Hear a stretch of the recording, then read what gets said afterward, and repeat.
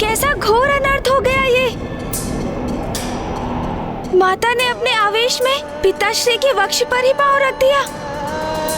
ये कैसी भूल, कैसा अपराध हो गया हमसे। पिताश्री माँ के क्रोध से आहत हो, ये तो हमारा आशय कदापि नहीं था। केवल पिताश्री ही माँ के आवेश को शांत कर सकते हैं, इसीलिए हमने उनसे यहाँ आने का अनुरोध किया। किंतु ये तो उसके विपरीत ही हो गया है। नहीं पुत्र गणेश, नहीं कार्तिकेय, कुछ भी विपरीत नहीं हुआ है। जो हुआ है उचित हुआ है। देखो गणेश, तुम्हारी युक्ति सार्थक रही। अपने हृदय को शांत करो और देखो, जिस प्रयोजन से महादेव यहां आए थे उन्होंने वही तो किया है।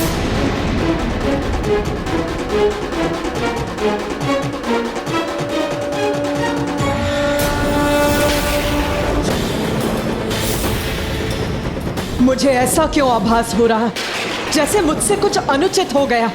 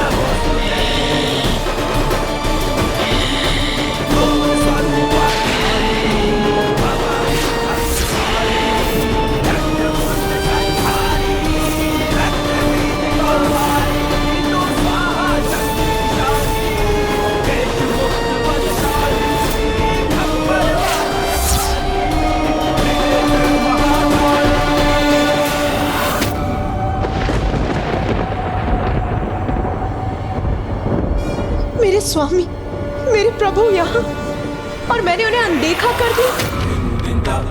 ये कैसा अनर्थ हो गया मुझसे। मेरे स्वामी, मेरे प्रभु पर ही अपना पांव धर दिया मैंने।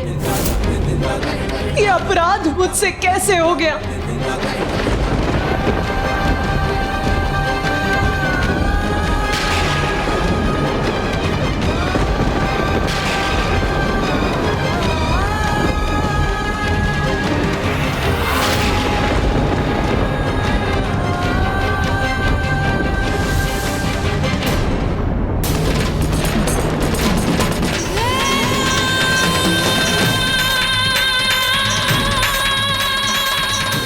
उमा,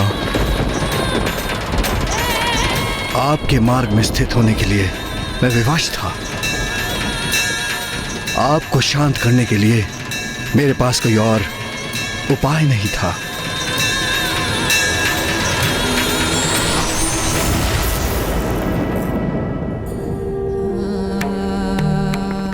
मुझे क्षमा कर दीजिए प्रभु, क्षमा कर दीजिए मुझे। आपको क्षमा मांगने की कोई आवश्यकता नहीं है प्रिय। ये मत भूलिए प्रिय कि शिव और शक्ति तो एक दूसरे से भिन्न है ही नहीं। जैसे सूर्य से उसका प्रकाश, अग्नि से उसका ताप, हम तो समस्त संसार में संयुक्त रूप से व्याप्त रहते हैं, एक दूसरे के पूरक हैं। जब आप उग्र होती हैं तो मैं आपको शांत करता हूं, और जब मैं उग्र होता हूं तो आप मुझे शांत करने का कर्तव्य निभाती हैं। हमारे मध्य किसी प्रकार के दंभ और अपराध बोध का कोई स्थान नहीं है प्रिय। अज्ञानी है वो जो पुरुष को नारी से अधिक महत्व देते हैं। और आज की घटना के बाद ये सब उन सब के लिए बहुत बड़ी सीख है। सत्य तो यही है कि नारी की शक्ति से रहित पुरुष शक्तिहीन है। नारी जब भी अन्याय के विरुद्ध खड़ी होती है तो उसका क्रोध प्रलय भी ला सकता है। तब पुरुष को अपना अहम त्याग कर यदि आवश्यकता हो तो उनके समक्ष नतमस्तक होकर उनके क्रोध को शांत करना चाहिए।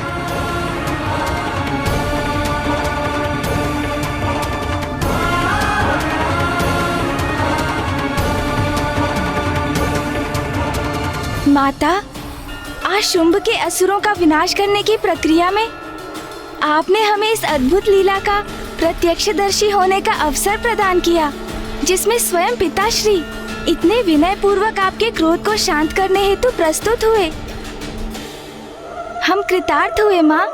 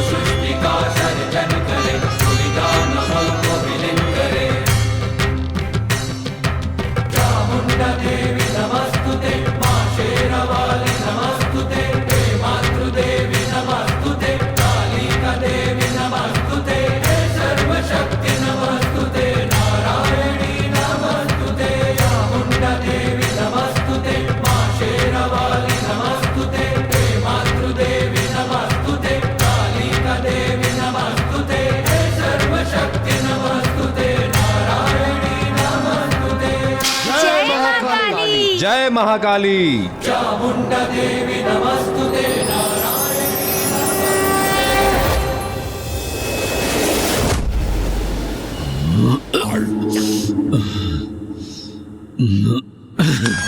स्वर्गाधिपति शुंभ का मुकुट कोई नहीं छीन सकता। धूम्रलोचन का अंत हो गया। मेरे चंड मुंड भी शेष नहीं रहे। रक्त बीज का भी वध हो गया। मेरे इन महान योद्धा सेनापतियों का वध किसने किया? किसने किया? किसने किया ये सब कुछ? उस एक तुच्छ नारी ने।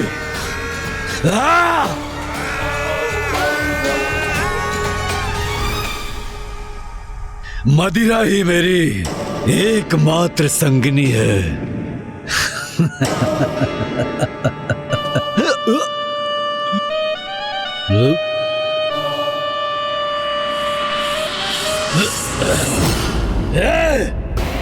कौन है वहां? मुझे प्रकाश पीड़ा पहुंचाकर अशांत करने का दुस्साहस कर रहा है। मैं हूं असुर महानायक, आपका भ्राता, आपका प्रधान सेनापति निशुंभ। भ्राता निशुंभ?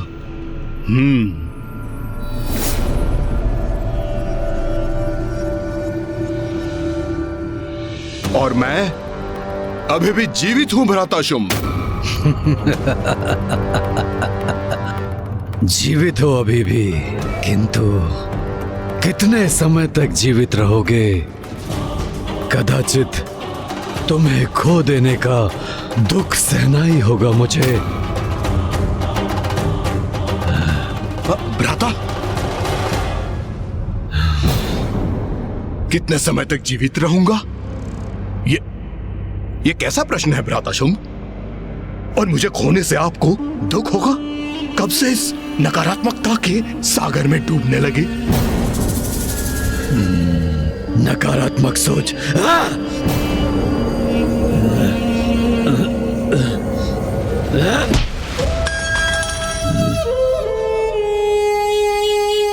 स्मरण है भ्राता शुंभ? आप वो हैं जिसके नाम से देवराज इंद्र भी कंपित होते हैं, और आज आप एक बालक के समान प्रतीत हो रहे हैं जिसकी क्रीड़ा करने की वस्तु कहीं खो गई है। और वहां एकांत अंधकार में बैठकर आप अपनी पराजय को स्वीकार कर चुके हैं। उचित कह रहे हो भ्राता। सत्य है, हाँ सत्य है कि मैं पराजित हो चुका हूं। मुझे ज्ञात है भ्राता शुंभ कि इस समय आपके लिए क्या आवश्यक है।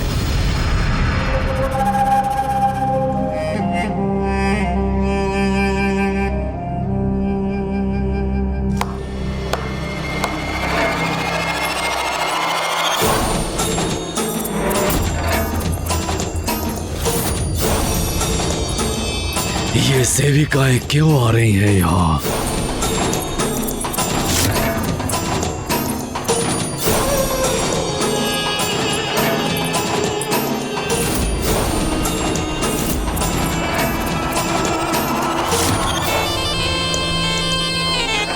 भ्राता शुंभ, आज की रात्रि आनंद उत्सव होगा यहाँ।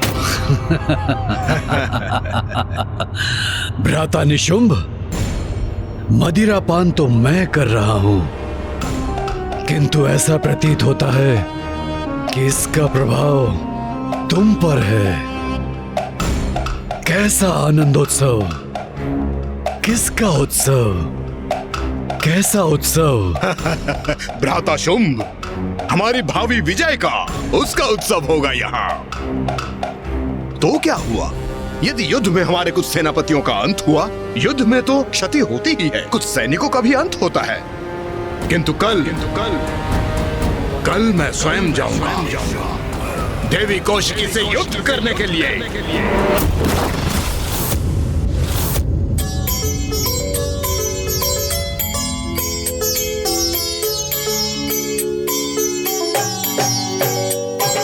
जग जननी जय जय, माँ जग जननी जय जय। भयहारिणी भवतारिणी, भयहारिणी भवतारिणी, भवभामिनी जय जय। माँ जग जननी जय जय।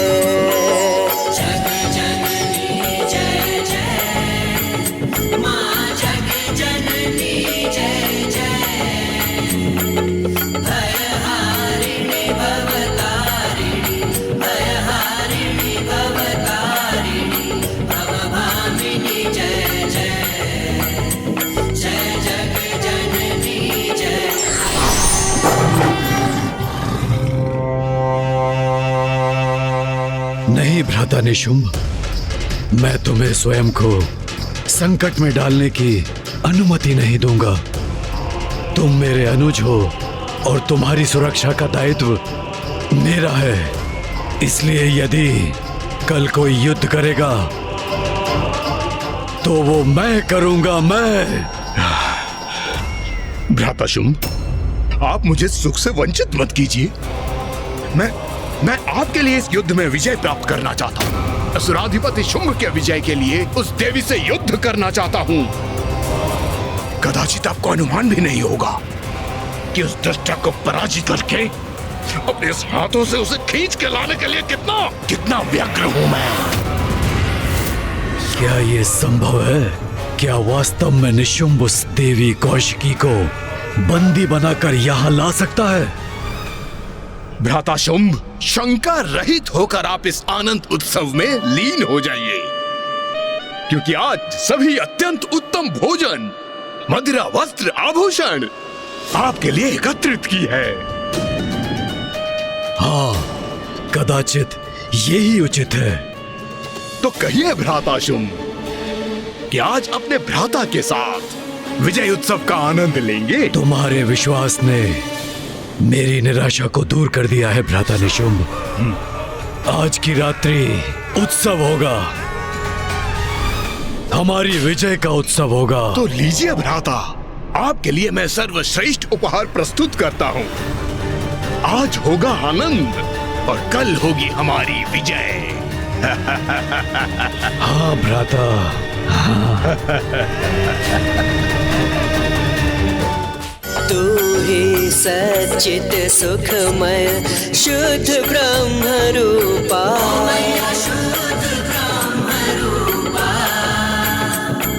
सत्य सनातन सुंदर,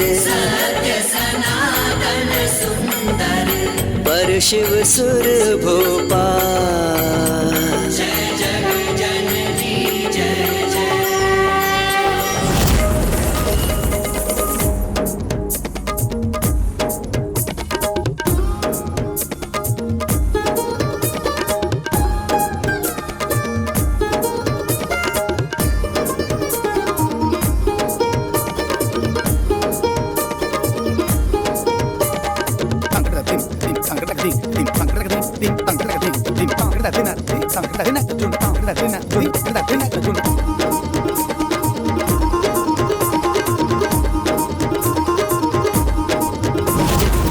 आदि अनादि अनामय अविचल अविनाश अविनाशी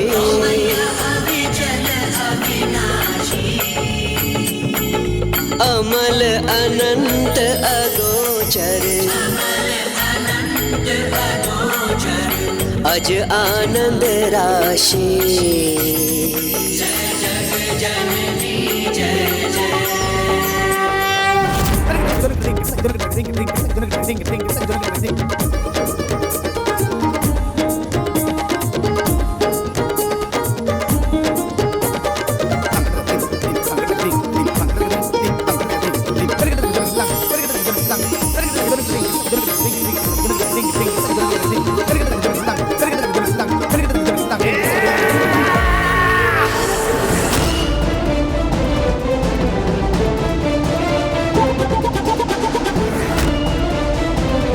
आनंद आ रहा है, अति आनंद आ रहा है।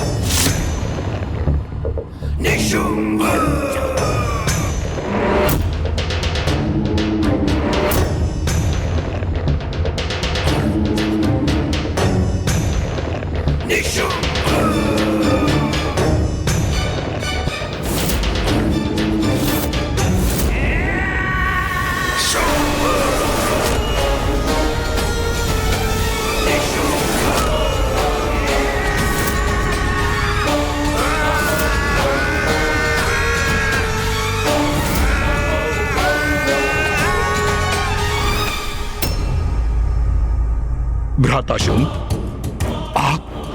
आप क्यों युद्ध के लिए सज्जित हैं? मुझे ज्ञात है भ्राता, हमने निर्णय लिया था कि आज तुम युद्ध करोगे तो बस वैसा ही होगा। किंतु मैं तुम्हारे साथ वहां जाऊंगा।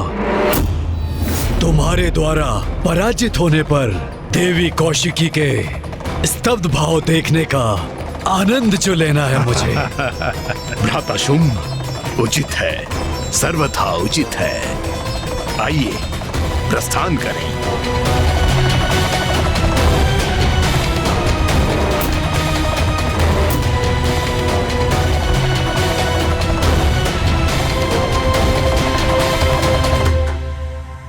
वो रहा, वही है विंध्याचल पर्वत।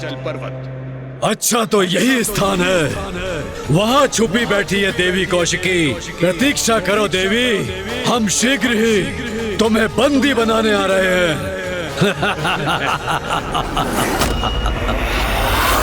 शुंभ, निशुंभ। अंततः ये दो असुर मृत्यु के मुख पर जाने के लिए स्वयं चले ही आए।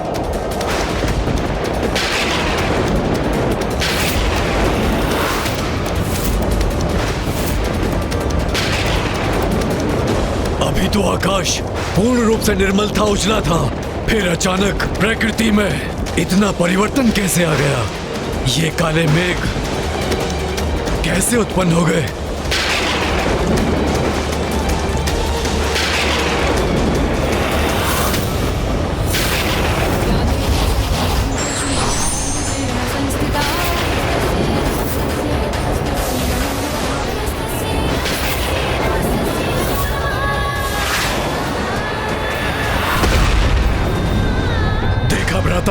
जैसे मेघों से युद्ध का त्रिशूल धरती पे गिरा हो।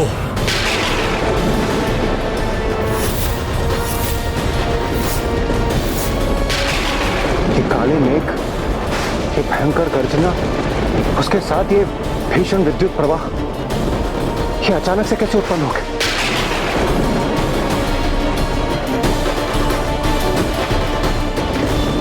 जैसे ये किसी भावी बवंडर के संकेत हो।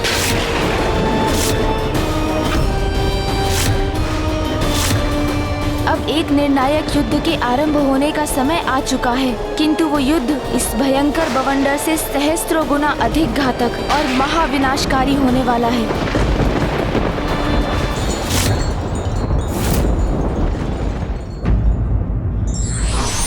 अहंकार अंधकार का आवरण व्यक्ति से सत्य को समझने बूझने की क्षमता को क्षीण कर देता है और विनाश की ओर धकेल देता है।